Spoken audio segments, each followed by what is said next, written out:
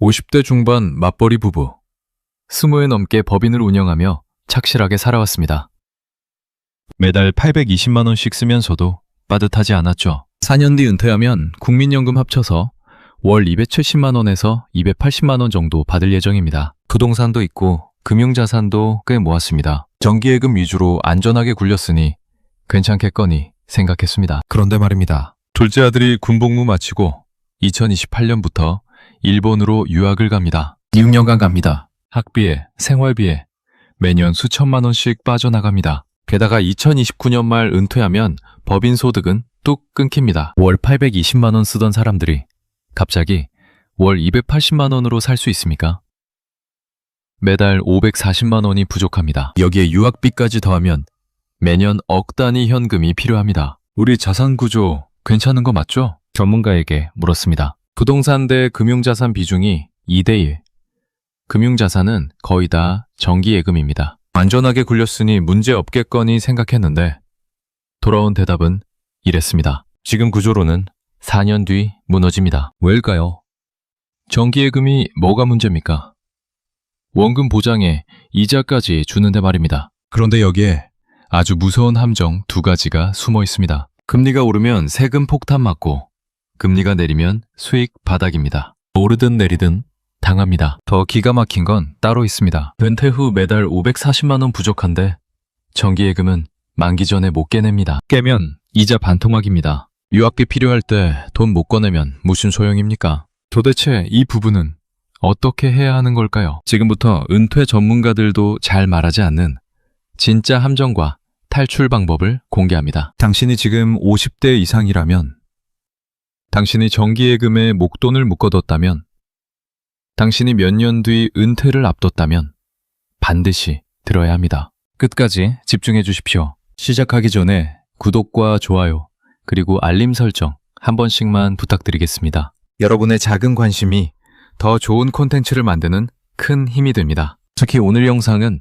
은퇴를 앞둔 분들이라면 반드시 들으셔야 할 내용입니다. 자, 그럼 지금부터 시작하겠습니다. 이 부부의 상황을 정확히 짚어보겠습니다. 남편은 법인 대표로 20년 넘게 사업을 해왔습니다. 아내도 함께 일했죠. 매달 순지출이 820만 원입니다. 여행도 가고 외식도 하고 취미생활도 하면서 그럭저럭 괜찮게 살아왔습니다. 4년 뒤면 예순입니다. 은퇴 계획을 세워뒀습니다. 국민연금 예상 수령액을 계산해봤습니다. 남편이 월 170만 원에서 180만 원, 아내가 월 100만 원 정도입니다. 합치면 월 270만 원에서 280만 원입니다. 부족하긴 하지만 그래도 기본 생활비는 되겠거니 생각했습니다. 부동산 자산도 있고 금융자산도 모아뒀으니 여기서 조금씩 보탰으면 되겠거니 했죠. 그런데 여기서 변수가 터졌습니다. 둘째 아들입니다. 군 복무를 마치고 2028년부터 일본으로 유학을 가겠답니다. 6년간 갑니다. 학비만 해도 1년에 수천만 원입니다. 생활비까지 합치면 더 늘어나죠. 6년이면 최소 몇 억입니다. 계산을 다시 해봤습니다. 2029년 말 은퇴하면 법인 소득은 끊깁니다. 그때부터는 국민연금 월 270만 원에서 280만 원이 전부입니다. 그런데 지금 월 820만 원씩 쓰고 있습니다. 은퇴한다고 해서 갑자기 씀씀이를 3분의 1로 줄일 수 있습니까? 불가능합니다. 매달 최소 540만 원이 부족합니다. 1년이면 6,480만 원입니다. 10년이면 6억 4,800만 원입니다. 여기에 아들 유학비까지 더하면 얼마입니까? 10억 가까이 됩니다. 이 부부의 금융자산 구조를 봤습니다. 부동산과 금융자산 비중이 대략 2대1입니다. 전형적인 한국 중산층 구조죠. 문제는 금융자산 대부분이 정기예금이라는 겁니다. 안전하게 굴렸다고 생각했습니다. 원금 보장되고 이자도 나오니까요. 그런데 전문가가 딱 한마디 했습니다. 지금 구조로는 4년 뒤 무너집니다. 왜 그럴까요? 정기예금이 안전한 거 아닙니까? 원금 보장에 이자까지 주는데 뭐가 문제입니까? 여기서 중요한 게 있습니다. 은퇴 자산 운용에서 가장 위험한 착각이 하나 있습니다. 바로 이겁니다. 안전하게만 굴리면 된다. 틀렸습니다. 안전만으로는 안 됩니다. 필요할 때 꺼낼 수 있어야 합니다. 그게 유동성입니다. 그런데 정기예금은 어떻습니까? 만기 전에 깨면 이자 날아갑니다. 급하게 돈 필요할 때 못 꺼냅니다. 그런데 이게 끝이 아닙니다. 정기예금에는 더 무서운 함정이 숨어 있습니다. 먼저 배경부터 말씀드리겠습니다. 금융자산을 운용할 때 가장 우선해야 할 기준이 뭘까요? 대부분 수익률이라고 답합니다. 틀렸습니다. 정답은 유동성입니다. 목적에 맞게 돈을 꺼낼 수 있는 능력. 이게 먼저입니다. 유동성을 충분히 고려하지 않은 투자는 어떻게 됩니까? 예상치 못한 변수 발생 시 자산 전체가 무너집니다. 특히 이 부부처럼 2028년부터 장기 유학이 시작되는 경우 유동성은 선택이 아니라 필수입니다. 이 부부의 자산 구조를 다시 보겠습니다. 부동산 대 금융자산이 2대 1입니다. 이 자체가 문제는 아닙니다. 한국 중산층 대부분이 이런 구조죠. 부동산 비중이 높은 게 나쁜 건 아닙니다. 그런데 문제는 따로 있습니다. 부동산은 현금 흐름을 만들어내기 어렵습니다. 전세 놓으면 목돈은 받지만 월세처럼 매달 들어오진 않죠. 팔아야 현금이 되는데 필요할 때마다 팔 수도 없습니다. 금융자산은 어떻습니까? 대부분 정기예금입니다. 정기예금의 장점은 명확합니다. 안정성, 원금 보장, 만기 관리 용이함입니다. 그래서 많은 분들이 선택하죠. 특히 50대 이상은 안전을 최우선으로 생각하니까 정기예금으로 몰립니다. 그런데 정기예금에는 치명적인 약점이 있습니다. 첫째, 금리 하락기에 수익성이 빠르게 낮아집니다. 지금 3% 예금 가입했는데 3년 뒤 만기 되면 어떻게 됩니까? 그때 금리가 2%로 떨어졌으면 재가입 시 수익 뚝 떨어집니다. 둘째, 고금리 국면에서는 금융소득 증가로 세금과 건강보험료 부담이 커집니다. 이자 많이 받으면 좋은 거 아니냐고요? 천만에요. 이자 소득이 일정 금액 넘으면 금융소득 종합과세 대상입니다. 건강보험료 피부양자에서도 탈락합니다. 번 것보다 세금이 더 나갈 수도 있습니다. 최근 국내 금융 환경을 보겠습니다. 부동산 가격 상승 우려, 반도체 중심 경기 회복 기대, 환율 상승이 맞물려서 기준금리 동결 기조가 이어지고 있습니다. 3년 만기 국채금리는 연 2.2%까지 하락했다가 연 3.1%대에서 비교적 높은 수준을 유지하고 있죠. 그런데 중장기적으로 보면 어떻습니까? 한국 국채에 세계 국채지수 편입 가능성이 거론되고 있습니다. 편입되면 금리는 다시 하향 안정화할 가능성이 큽니다. 무슨 뜻입니까? 지금 높은 금리에 혹해서 정기예금 몰빵하면 몇 년 뒤 금리 떨어졌을 때 손해본다는 겁니다. 그런데 여기서 더 중요한 게 있습니다. 이 부분은 4년 뒤 은퇴합니다. 2028년부터는 아들 유학비가 나갑니다. 매년 수천만 원씩 빠져나가는데 정기예금은 만기 전엔 못 깨냅니다. 눈치채셨습니까? 은퇴 자산에서 가장 위험한 착각이 바로 이겁니다. 안전하게만 굴리면 된다. 아닙니다. 필요할 때 꺼낼 수 있어야 합니다. 그런데 이 부분은 정기예금만 잔뜩 드러났습니다. 이게 왜 위험한지 지금부터 하나씩 파헤쳐 보겠습니다. 정기예금의 첫 번째 함정, 금리 하락입니다. 지금 상황을 보겠습니다. 3년 만기 국채금리가 연 2.2%까지 떨어졌다가 최근 연 3.1%대로 올라왔습니다. 그래서 많은 분들이 지금이 기회라고 생각합니다. 금리 높을 때 정기예금 가입해야지 하면서 목돈을 넣죠. 틀렸습니다. 왜 틀렸냐고요? 3년 뒤를 생각해 보십시오. 2029년 만기 됐을 때 금리가 어떻게 돼 있을까요? 한국 국채에 세계 국채지수 편입이 현실화되면 금리는 다시 내려갑니다. 중장기적으로 하향 안정화 추세입니다. 그럼 어떻게 됩니까? 지금 연 3%로 가입했는데 3년 뒤 만기 되면 재가입할 때 금리가 연 2%로 뚝 떨어져 있습니다. 수익률 3분의 1 날아갑니다. 그래도 원금은 보장되잖아요. 맞습니다.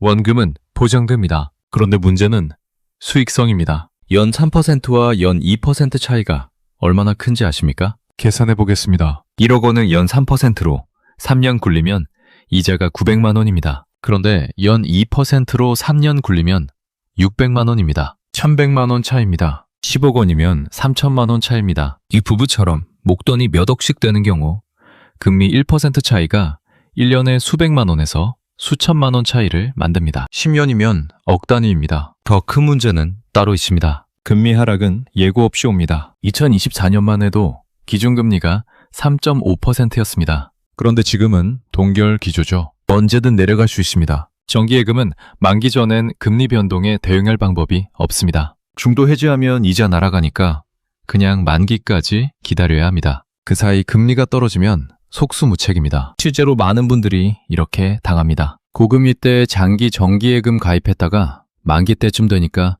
금리 바닥 찍어 있고 재가입하려니 수익률 반토막입니다. 그때 다른 데 넣을 걸 후회하지만 이미 늦었죠. 이 부분은 어떻습니까? 4년 뒤 은퇴입니다. 2028년부터 유학비 나갑니다. 그때쯤 금리가 바닥 찍어 있으면 어떻게 됩니까?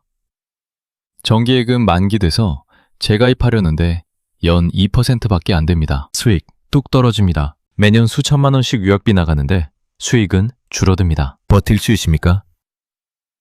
없습니다. 그런데 이게 끝이 아닙니다. 반대 상황은 더 무섭습니다. 금리가 오르면 어떻게 될까요? 금리 오르는 게 좋은 거 아니에요? 하실 겁니다. 천만에요. 금리 오르면 세금 폭탄 맞습니다. 지금부터 두 번째 함정을 말씀드리겠습니다. 정기예금의 두 번째 함정. 고금리 시 세금 폭탄입니다. 금리가 오르면 이자 소득이 늘어납니다. 좋은 거 아니냐고요? 아닙니다. 이자 소득이 일정 금액 넘으면 금융소득 종합과세 대상이 됩니다. 건강보험료 피부양자에서도 탈락합니다. 구체적으로 보겠습니다. 금융소득 종합과세 기준은 연 2천만 원입니다. 이자 소득과 배당 소득 합쳐서 연 2천만 원 넘으면 종합과세 대상입니다. 그럼 세율이 어떻게 됩니까? 다른 소득과 합산해서 누진세율 적용됩니다. 최고 45%까지 갑니다. 계산해 보겠습니다. 정기예금 10억 원을 연 3%로 굴리면 이자가 1년에 3천만 원입니다. 2천만 원 넘었죠? 종합과세 대상입니다. 다른 소득이 있으면 세율 더 올라갑니다. 3천만 원 받았는데 세금으로 절반 가까이 나갈 수도 있습니다. 건강보험료는 어떻습니까? 피부양자 자격 기준이 있습니다. 금융소득이 일정 금액 넘으면 탈락합니다. 그럼 지역가입자로 전환되죠. 보험료 매달 수십만 원씩 나갑니다. 실제 사례를 보겠습니다. 60대 은퇴자 A씨, 정기예금으로 연 2,500만 원 이자 받았습니다. 종합과세 대상됐습니다. 세금 600만 원 나왔습니다. 건강보험료, 피부양자 탈락했습니다. 보험료 1년에 400만 원 추가됐습니다. 합치면 1,000만 원입니다. 2,500만 원 받았는데 1,000만 원 나갔습니다. 실제 손해진 돈은 1,500만 원입니다. 그럼 어떻게 해야 합니까? 많은 분들이 이렇게 묻습니다. 이자 소득 줄이려고 예금 쪼개기 합니다. 배우자 명의로 나눠서 가입하고 자녀 명의로도 가입하고요. 그런데 이것도 한계가 있습니다. 증여세 문제 생기죠. 눈치채셨습니까? 정기예금은 금리가 올라도 문제, 내려가도 문제입니다. 금리 내리면 수익 바닥 찍습니다. 금리 오르면 세금 폭탄 맞습니다. 오르든 내리든 당합니다. 이게 정기예금의 본질입니다. 그런데 대부분은 이걸 모릅니다. 안전하니까 정기예금 하면서 목돈 전부 넣어놓죠. 특히 50대 이상은 안전만 생각하니까 정기예금으로 몰빵합니다. 이 부부도 마찬가지입니다. 금융자산 대부분이 정기예금입니다. 지금은 괜찮습니다. 법인 소득 있으니까요. 그런데 4년 뒤는 어떻습니까? 은퇴하면 법인 소득 끊깁니다. 정기예금 이자만 남습니다. 그때 금리가 내려가 있으면 수익 바닥입니다. 반대로 금리가 높으면 세금 폭탄입니다. 어느 쪽이든 손해입니다. 여기에 더 큰 문제가 있습니다. 2028년부터 아들 유학비 나갑니다. 매년 수천만 원씩 빠져나갑니다. 그런데 정기예금은 만기 전엔 못 깨냅니다. 깨면 이자 날아가죠. 급하게 돈 필요한데 정기예금 중도해지하면 어떻게 됩니까? 약정이자율 못 받습니다. 중도해지 이자율 적용됩니다. 3% 약정했는데 중도해지하면 1%도 안 될 수 있습니다. 이자 반토막입니다. 그럼 대체 뭘 해야 할까요? 정기예금 말고 뭐가 있습니까? 여기서 더 중요한 게 있습니다. 바로 2028년부터 시작되는 유학 자금 문제입니다. 지금부터 진짜 위기를 말씀드리겠습니다. 2028년 둘째 아들이 일본 유학을 시작합니다. 6년간 갑니다. 학비만 1년에 수천만 원입니다. 생활비 합치면 더 늘어나죠. 최소한 1년에 3천만 원에서 4천만 원은 필요합니다. 6년이면 얼마입니까? 최소 2억 원입니다. 이 부부의 은퇴 시점은 2029년 말입니다. 그럼 어떻게 됩니까? 2028년에는 법인 소득이 아직 있습니다. 유학비 낼 수 있습니다. 2029년도 대부분 소득 유지됩니다. 그래서 2029년까지는 큰 부담이 아닐 가능성이 있습니다. 그런데 2030년부터는 상황이 완전히 달라집니다. 법인 소득 끊깁니다. 국민연금만 남습니다. 월 270만 원에서 280만 원입니다. 그런데 지금 월 820만 원씩 쓰고 있습니다. 계산해 보겠습니다. 월 820만 원 지출해서 국민연금 월 280만 원 빼면 매달 540만 원 부족합니다. 1년이면 6,480만 원입니다. 여기에 유학비 더하면 어떻게 됩니까? 1년에 3천만 원, 유학비 더하면 총 9,480만 원 필요합니다. 거의 1억 원입니다. 매년 1억 원씩 빠져나갑니다. 유학이 6년입니다. 2030년부터 2035년까지입니다. 6년간 총 얼마나 필요할까요? 최소 6억 원입니다. 생활비 패턴 못 줄이면 더 늘어납니다. 금융자산이 얼마나 있어야 버팁니까? 최소 10억 원은 있어야 합니다. 그나마도 수익률 3% 이상 나와야 합니다. 이 부부의 금융자산은 어떻습니까? 부동산 대 금융자산 비중이 2대 1입니다. 총 자산이 얼마인지 정확히 나와 있진 않지만 금융자산만으로는 빠듯할 가능성이 큽니다. 더 큰 문제는 따로 있습니다. 금융자산 대부분이 정기예금입니다. 만기 전엔 못 깹니다. 깨면 이자 반토막입니다. 그럼 어떻게 됩니까? 2030년 유학비 필요합니다. 정기예금 중도 해지합니다. 이자 날아갑니다. 2031년 또 필요합니다. 또 중도 해지합니다. 또 이자 날아갑니다. 이렇게 6년 동안 계속 중도 해지하면 수익은 바닥입니다. 게다가 금리까지 떨어져 있으면 어떻게 됩니까? 재가입할 때 연 2%밖에 안 됩니다. 수익 더 줄어듭니다. 악순환입니다. 그럼 미리 만기 맞춰서 가입하면 되잖아요. 맞습니다. 그런데 문제가 있습니다. 만기를 매년 쪼개서 가입하면 관리가 복잡합니다. 실수로 놓치면 자동 연장됩니다. 필요할 때 못 씁니다. 게다가 예상치 못한 목돈 필요할 수도 있습니다. 의료비, 경조사비, 집 수리비 등 계획대로만 되지 않습니다. 그때마다 정기예금 깨야 합니까? 이자 계속 날아갑니다.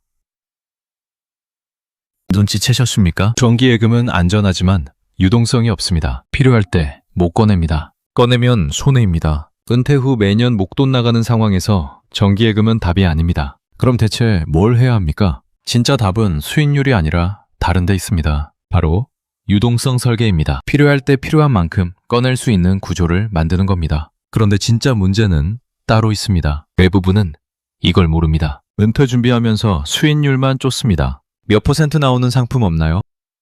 이것만 묻습니다. 틀렸습니다. 수익률 높아도 필요할 때 못 꺼내면 소용없습니다. 지금부터 진짜 해답을 말씀드리겠습니다. 답은 유동성 설계입니다. 수익률이 아닙니다. 유동성입니다. 필요한 시점에 필요한 만큼 꺼낼 수 있는 구조.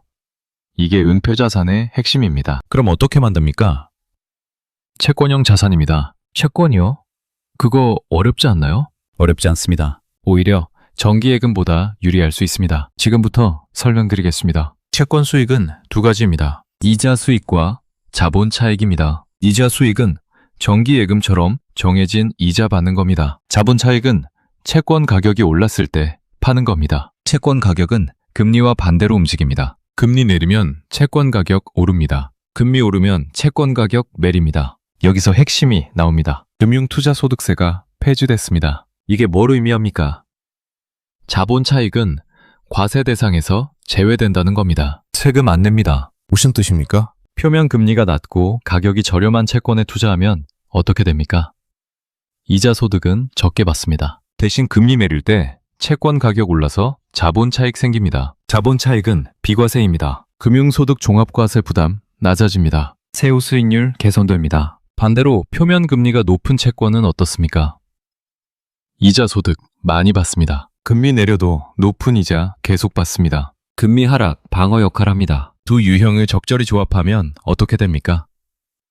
금리 오르든 내리든 대응할 수 있습니다. 정기예금처럼 일방적으로 당하지 않습니다. 구체적으로 보겠습니다. 지금 3년 만기 국채금리가 연 3.1%입니다. 표면금리 3%인 채권과 표면금리 1%인 채권을 섞어서 가입합니다. 표면금리 3% 채권은 이자 많이 줍니다. 금리 매려도 3% 이자 계속 받습니다. 방어 역할입니다. 표면금리 1% 채권은 이자 적습니다. 대신 가격이 쌉니다. 금리 매리면 가격 올라갑니다. 자본 차익 생깁니다. 비과세입니다. 공격 역할입니다. 이렇게 조합하면 금리 변동에 유연하게 대응합니다. 정기예금보다 훨씬 유리합니다. 게다가 채권은 필요할 때 팔 수 있습니다. 정기예금처럼 만기 기다릴 필요 없습니다. 유동성 확보됩니다. 이 부부 상황에 대입해 보겠습니다. 금융자산 일부를 채권으로 전환합니다. 표면금리 높은 채권과 낮은 채권 섞습니다. 금리 내리면 낮은 채권에서 자본 차익 생깁니다. 비과세입니다. 금리 오르면 높은 채권에서 이자 계속 받습니다.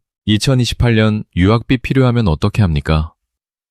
채권 일부 팝니다. 정기예금처럼 중도 해지이자 손실 없습니다. 시장 가격으로 팝니다. 금리 내려 있으면 오히려 차익까지 생깁니다. 이게 바로 유동성 설계입니다. 수익률만 쫓지 않습니다. 필요할 때 꺼낼 수 있는 구조 만듭니다. 채권이 그 역할을 합니다. 그런데 채권 외에도 방법이 더 있습니다. 더 무서운 건 지금부터입니다. 현금 흐름을 만드는 방법입니다. 현금 흐름입니다. 은퇴 후 가장 중요한 게 뭡니까? 매달 들어오는 돈입니다. 월급처럼 매달 꼬박꼬박 들어와야 합니다. 그래야 생활비 씁니다. 유학비 냅니다. 정기예금은 어떻습니까? 만기 때 한꺼번에 받습니다. 매달 안 들어옵니다. 그래서 은퇴 후엔 부적합합니다. 그럼 뭘 해야 합니까? 월 배당 자산입니다. 최근에는 변동성을 낮추면서도 월 단위 배당이 가능한 자산이 많아졌습니다. 어떤 게 있을까요? 첫째, 미국 투자 등급 채권입니다. 안전합니다. 투자 등급이니까요. 매달 배당 줍니다. 연 4%에서 5% 정도 나옵니다. 둘째, 미국 하이힐드 채권입니다. 투자 등급보단 위험하지만 배당률 높습니다. 연 6%에서 7%도 가능합니다. 매달 배당 줍니다. 셋째, 트리플A급 부동산 대출 채권에 투자하는 CLO 자산입니다. CLO가 뭐냐고요? 대출 채권 담보부 증권입니다. 부동산 대출을 묶어서 만든 상품입니다. AAA급이면 안전합니다. 매달 배당 줍니다. 연 5% 내외 나옵니다. 넷째, 배당률이 높은 상장 리츠입니다. 리츠가 뭡니까? 부동산 투자 신탁입니다. 부동산 임대료를 배당으로 줍니다. 상장 리츠는 주식처럼 사고 팔 수 있습니다. 유동성 좋습니다. 배당률 연 5%에서 6% 나옵니다. 이런 자산들의 공통점이 뭡니까?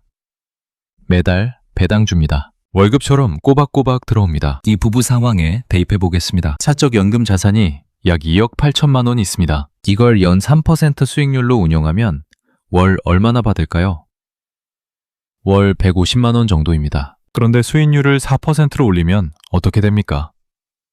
월 200만 원입니다. 50만 원 늘어납니다. 5%로 올리면 월 250만 원입니다. 100만 원 늘어납니다. 수익률 1% 차이가 월 수십만 원 차이를 만듭니다. 1년이면 수백만 원입니다. 그럼 어떻게 수익률을 올립니까?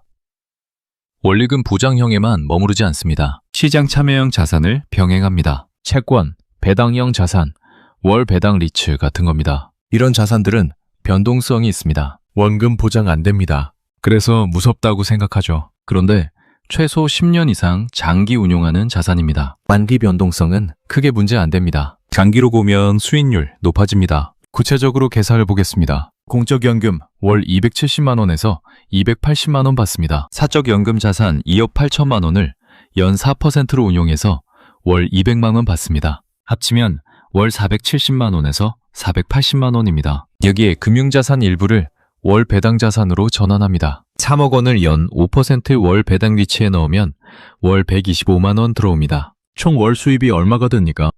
595만 원에서 605만 원입니다. 월 지출이 820만 원이니까 아직 부족합니다. 그런데 은퇴 후엔 지출도 줄어듭니다. 법인 운영비 없어지고 경조사비 줄고 자녀 양육비 없어지죠. 월 600만 원에서 650만 원이면 충분히 가능합니다. 유학비는 어떻게 합니까?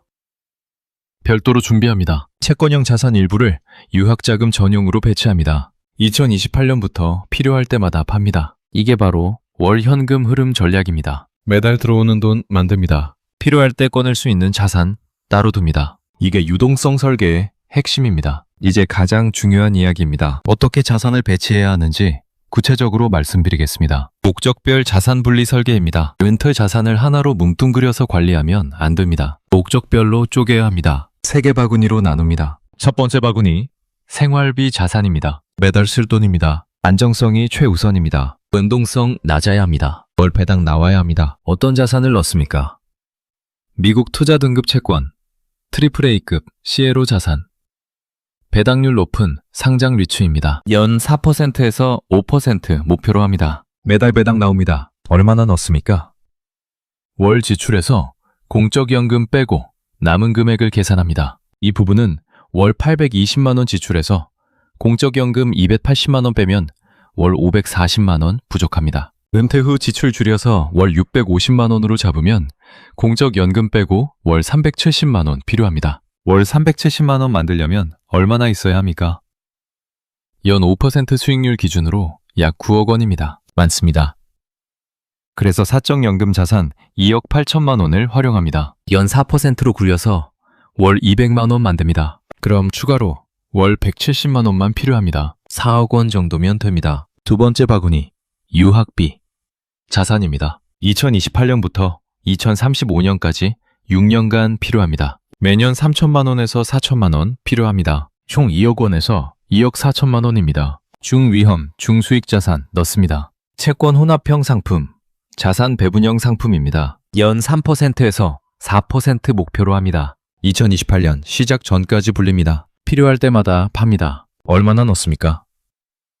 최소 2억 5천만 원 정도 필요합니다. 수익까지 감안하면 2억 원 정도 넣으면 됩니다. 세 번째 바구니, 장기 자산입니다. 10년 이상 안 쓸 돈입니다. 성장형 자산 넣습니다. 주식 채권 혼합형, 글로벌 자산 배분형입니다. 연 5%에서 7% 목표로 합니다. 왜 필요합니까?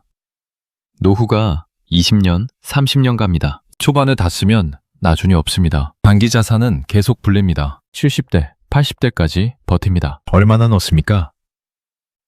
나머지 전부입니다. 생활비 자산 빼고 유학비 자산 빼고 남은 돈 전부 넣습니다. 이제 합쳐보겠습니다. 생활비 자산 4억 원, 사적연금 자산 2억 8천만 원, 유학비 자산 2억 원, 장기 자산 나머지 총 금융자산이 10억 원 정도 있다고 가정하면 장기 자산은 3억 2천만 원 정도 됩니다. 이렇게 배치하면 어떻게 됩니까? 매달 월 605만 원 들어옵니다. 공적연금 280만 원, 사적연금 월 200만 원, 생활비 자산 월 125만 원 합친 겁니다. 생활비 해결됩니다. 유학비는 2028년부터 유학비 자산에서 꺼냅니다. 2억 원이니까 6년 충분히 버팁니다. 장기 자산은 10년 이상 그대로 둡니다. 계속 불립니다. 연 6%만 나와도 10년 뒤 6억 원 가까이 됩니다. 70배 이후 여유자금 됩니다. 이게 바로 유동성 설계입니다. 필요한 시점에 필요한 만큼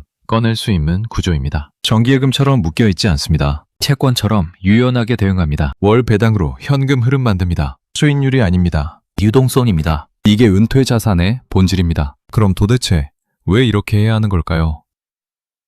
유동성 부족하면 어떻게 되는지 지금부터 보여드리겠습니다. 유동성 부족의 도미노 효과입니다. 첫 번째 도미노, 급전 필요시 손실 매도입니다. 은퇴 후 예상치 못한 목돈 필요할 때가 있습니다. 의료비입니다. 부모님 병원비, 본인 수술비, 배우자 치료비, 갑자기 수천만 원 필요합니다. 경조사비도 있습니다. 자녀 결혼, 친척 장례, 친구 칠순, 몇백만 원씩 나갑니다. 집 수리비도 있습니다. 보일러 고장, 누수, 리모델링, 1,000만 원 넘게 들 수도 있습니다. 이럴 때 유동성 없으면 어떻게 됩니까? 정기예금 중도 해지합니다. 이자 날아갑니다. 약정 이자율 3%였는데 중도 해지 이자율 1%도 안 됩니다. 손실입니다. 주식 있으면 팝니다. 그런데 마침 주가 떨어져 있습니다. 손실 매도입니다. 기다리면 오를 텐데 급하니까 손해보고 팝니다. 채권 있으면 팝니다. 그런데 금리 올라서 채권 가격 떨어져 있습니다. 역시 손실 매도입니다. 첫 번째,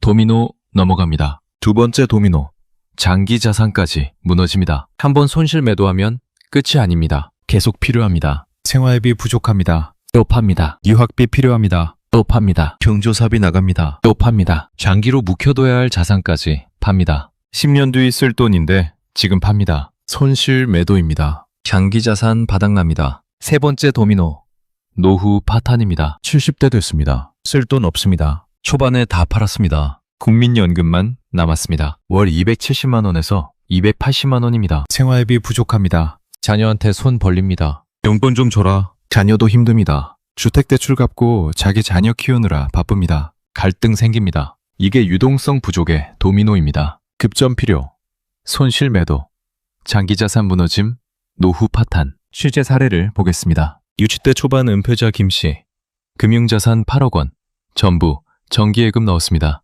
안전하니까 씁니다. 은퇴 3년 차, 배우자 암 진단 받았습니다. 수술비 5천만 원 필요했습니다. 정기예금 중도 해지했습니다. 이자 300만 원 날아갔습니다. 은퇴 5년 차.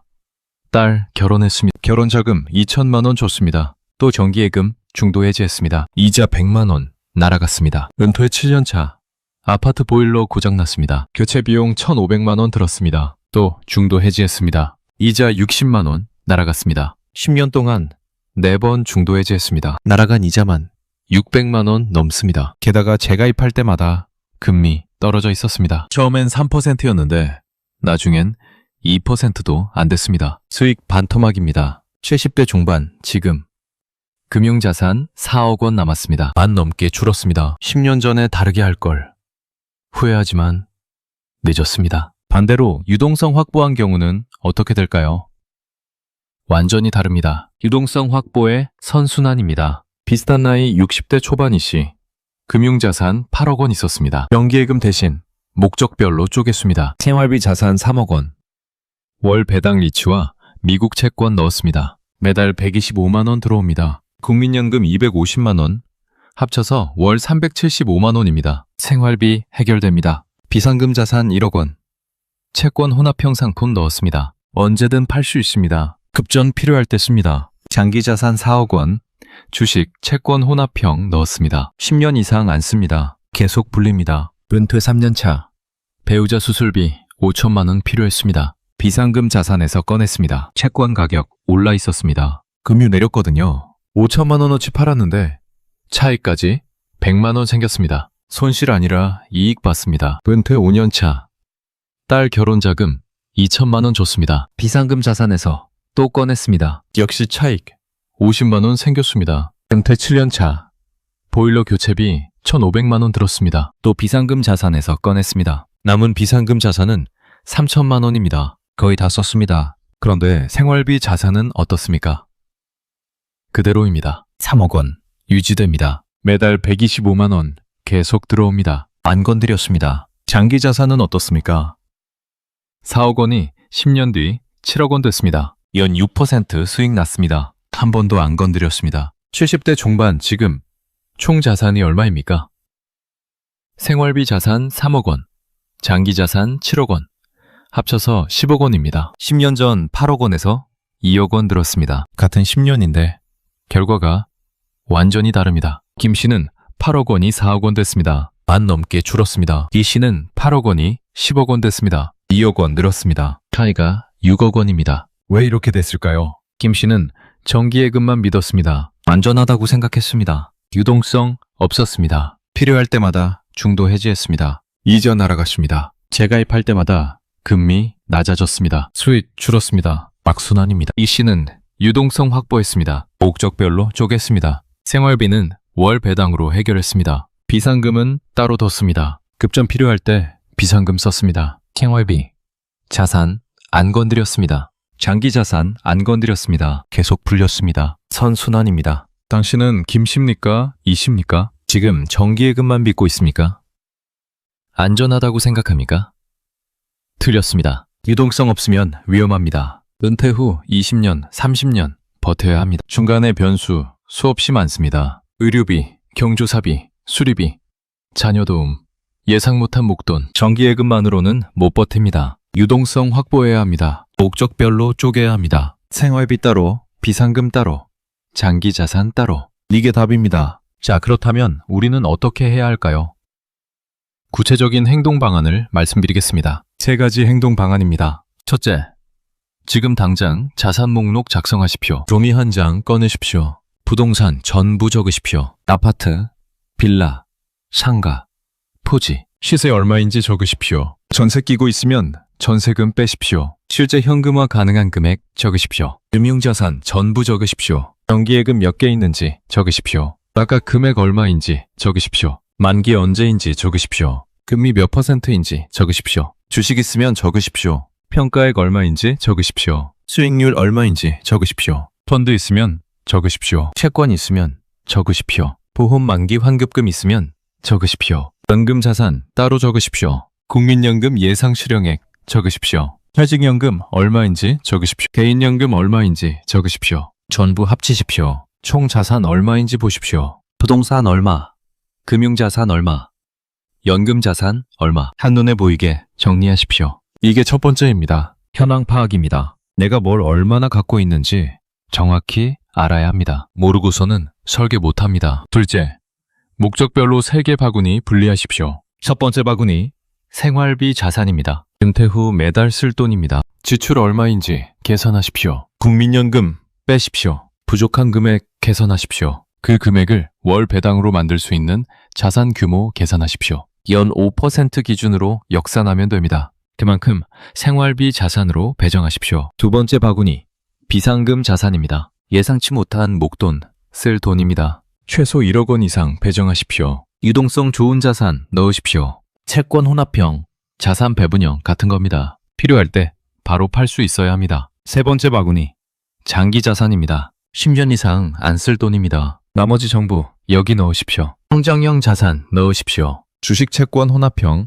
글로벌 자산 배분형 같은 겁니다. 10년 이상 묵히십시오. 단기 변동성 신경 쓰지 마십시오. 이렇게 3개로 쪼개십시오. 섞지 마십시오. 생활비, 자산을 장기 자산에 넣으면 안 됩니다. 장기 자산을 비상금으로 쓰면 안 됩니다. 목적별로 분리하십시오. 셋째, 금융 전문가 상담받으십시오. 혼자 하지 마십시오. 채권 뭐 사야 할지 모릅니다. 월 배당 리츠 어디 있는지 모릅니다. 시외로 자산이 뭔지도 모릅니다. 전문가 도움받으십시오. 은행 갈 때 자산 목록 들고 가십시오. 저 은퇴 몇 년 남았습니다. 유동성 확보하고 싶습니다. 월 배당 나오는 상품 추천해 주십시오. 이렇게 말하십시오. 증권사 갈 때도 마찬가지입니다. 정기예금 말고 채권 상품 알려주십시오. 표면 금리 높은 것, 낮은 것 섞어서 추천해 주십시오. 구체적으로 요구하십시오. 재무설계사 만날 때도 마찬가지입니다. 목적별 자산 배분해 주십시오. 생활비, 비상금, 장기 3개로 나눠주십시오. 명확히 말하십시오. 여러 곳 상담받으십시오. 한 곳만 믿지 마십시오. 은행, 증권사, 보험사, 재무설계사 전부 상담받으십시오. 비교하십시오. 수수료 비교하십시오. 상품 비교하십시오. 그 다음 결정하십시오. 이 3가지가 행동 방안입니다. 간단합니다. 어렵지 않습니다. 지금 당장 할 수 있습니다. 마지막으로 정리하겠습니다. 은퇴 자산의 승부는 수익률이 아니라 유동성입니다. 정기예금은 안전해 보이지만 함정이 있습니다. 금리 내리면 수익 바닥입니다. 금리 오르면 세금 폭탄입니다. 필요할 때 못 꺼냅니다. 꺼내면 이자 날아갑니다. 은퇴 후엔 예상치 못한 변수가 수없이 많습니다. 의료비, 경조사비, 수리비, 자녀 도움, 정기예금만으로는 못 버팁니다. 유동성 확보해야 합니다. 채권형 자산으로 금리 변동에 배응하십시오. 월 배당 자산으로 현금 흐름 만드십시오. 목적별로 3개 바구니로 나누십시오. 생활비 자산, 비상금 자산, 장기 자산 섞지 마십시오. 각자 역할이 다릅니다. 생활비, 자산은 안정성 우선입니다. 월 배당 나오는 자산 넣으십시오. 매달 꼬박꼬박 들어와야 합니다. 비상금 자산은 유동성 우선입니다. 필요할 때 바로 팔 수 있어야 합니다. 채권 혼합형, 자산 배분형 넣으십시오. 장기 자산은 성장성 우선입니다. 10년 이상 묵히십시오. 주식 채권 혼합형, 글로벌 자산 배분형 넣으십시오. 단기 변동성 신경 쓰지 마십시오. 이렇게 배치하면 어떻게 됩니까? 매달 월급처럼 돈 들어옵니다. 생활비 걱정 없습니다. 급전 필요할 때 비상금 씁니다. 생활비, 자산 안 건드립니다. 단기 자산은 계속 불립니다. 70대, 80대까지 버팁니다. 반대로 정기예금만 믿으면 어떻게 됩니까? 필요할 때마다 중도 해지합니다. 이자 날아갑니다. 재가입할 때마다 금리 낮아집니다. 수익 줄어듭니다. 10년 뒤 자산 반 넘게 줄어듭니다. 70대 되면 쓸 돈 없습니다. 당신은 어떤 선택을 하시겠습니까? 4년 뒤 수입 제로입니다. 매달 540만 원 부족합니다. 6년간 유학비 억 단위로 나갑니다. 지금 준비하지 않으면 손쓸 방법이 없습니다. 지금 당장 자산 목록 작성하십시오. 부동산, 금융자산, 연금 전부 적으십시오. 총 자산 얼마인지 보십시오. 목적별로 3개 바구니 나누십시오. 생활비, 비상금, 장기 각각 얼마씩 배정할지 계산하십시오. 금융 전문가 상담받으십시오. 채권, 월배당 리츠, 시에로 자산 추천 받으십시오. 여러 곳 비교하십시오. 선택은 지금입니다. 10년 뒤 후회하지 마십시오. 그때 다르게 할 걸 하지 마십시오. 지금 하십시오. 오늘 하십시오. 당신의 노후는 당신이 지금 내리는 선택으로 결정됩니다. 수익률 쫓지 마십시오. 유동성 확보하십시오. 필요할 때 꺼낼 수 있는 구조 만드십시오. 이게 은퇴 자산의 본질입니다. 이게 답입니다. 여러분은 어떻게 생각하시나요? 지금 자산 구조가 유동성 확보에 적합한지 점검해 보셨나요? 댓글로 여러분의 의견을 자유롭게 남겨주세요. 멘토를 앞두신 분들이라면 특히 오늘 내용을 꼭 실천해 보시길 바랍니다. 구독과 좋아요는 더 나은 콘텐츠를 만드는 데 큰 도움이 됩니다. 알림 설정까지 해두시면 새로운 영상을 가장 먼저 만나보실 수 있습니다. 다음 영상에서 또 만나겠습니다.